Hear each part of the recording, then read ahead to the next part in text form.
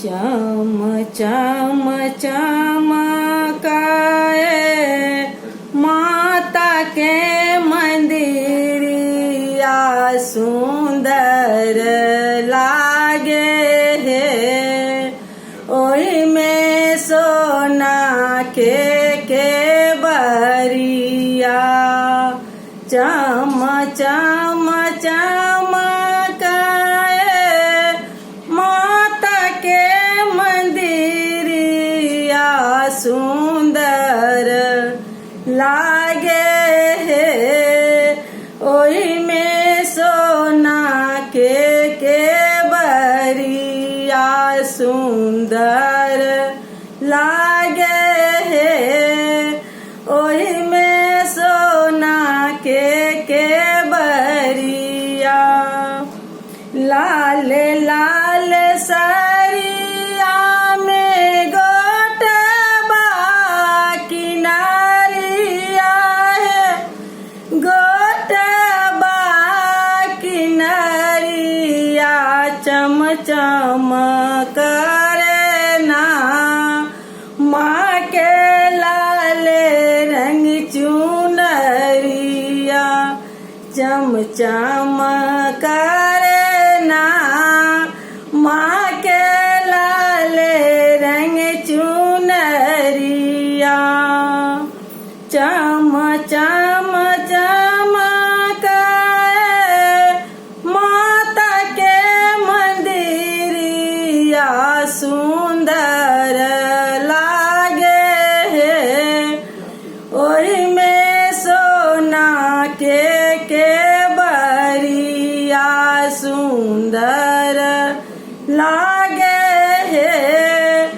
ओही में सोना के बरिया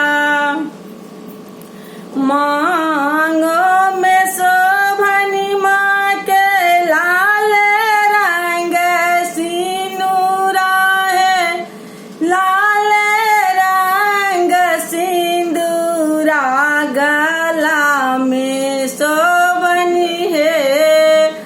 माँ के अरहुल के हार बागला में शोभनी है। माँ के अरहुल के हार बा हाथों में शोभनी माँ के लाल लाल लहठी है।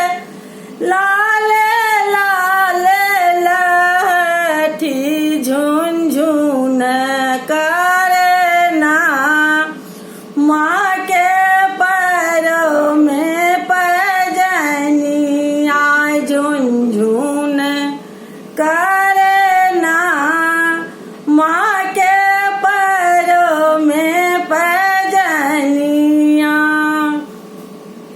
मंदिर में शोभनी माँ के सोना के घुंघरुआ है। सोना के घुंघरुआ चमकते आवे है। माँ के मोहनी सूरतिया चमकते आवे है।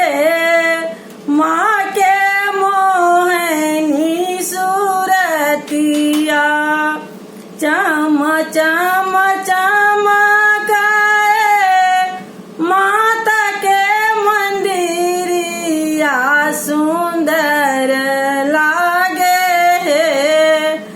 ओही में सोना के बरिया सुंदर